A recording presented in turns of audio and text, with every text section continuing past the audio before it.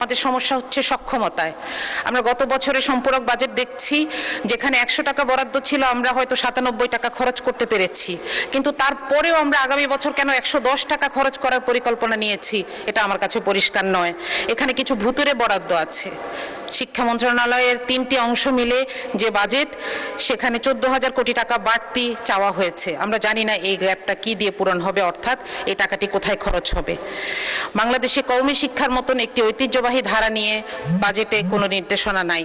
মাননীয় স্পিকার, এই যে বিভিন্ন ধরনের বিভিন্ন ডিসিপ্লিন আছে আমাদের দেশে, সেগুলোর ব্যাপারে সুনির্দিষ্ট নির্দেশনা দরকার বা পলিসি দরকার। যেমন আমাদের বিশ্ববিদ্যালয়গুলোকে বলা দরকার তারা যেন স্বায়ত্তশাসিত হয় এবং নিজেদের পয়সা নিজেরা জোগাড় করে।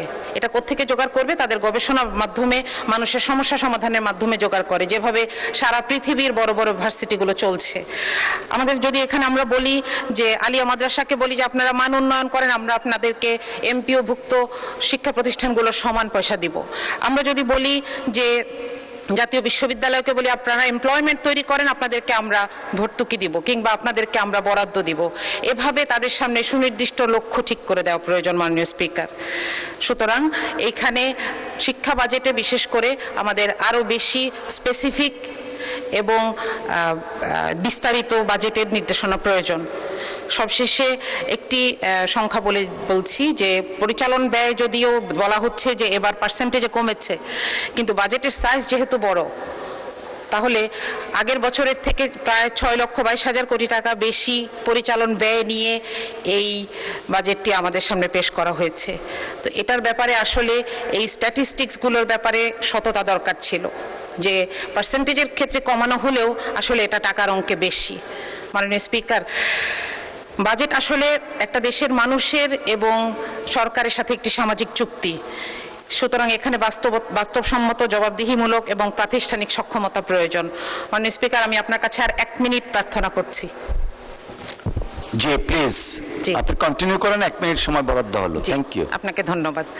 আমি একটি গল্প বলার জন্য এই 1 মিনিট সময় চেয়ে নিলাম আপনার কাছে।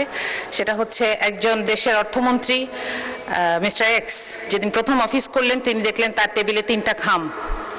তিনি এবং উপরে লেখা কোনো সমস্যায় পড়লে এই খামটি খুলবেন।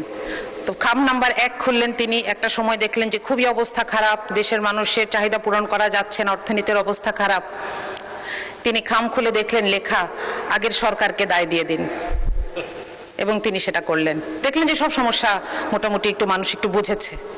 আরও কিছুদিন পরে যখন আবার সমস্যা এরকম বেড়েছে, তিনি দ্বিতীয় খামটা খুললেন, সেখানে লেখা বিরোধী দলকে দায় দিয়ে দিন। তো তিনি বিরোধী দলকে দায় দিলেন। আরও কিছুদিন পর যখন দেখলেন যে আর পারা যাচ্ছে না, চলবে না, তখন তিনি তৃতীয় খামটি খুললেন। এখানে লেখা যে আরও 3টি খাম বানান এবং আপনি পদত্যাগ করুন আপনার পরবর্তী অর্থমন্ত্রীর জন্য।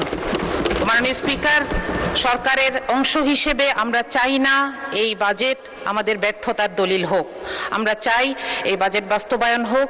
এজন্য এটার যতগুলো অ্যানোমালি আছে, যতগুলো জায়গায় সমস্যা আছে, এগুলোকে দূর করে আমরা সামনে এগোতে চাই। আপনাকে ধন্যবাদ মাননীয় স্পিকার।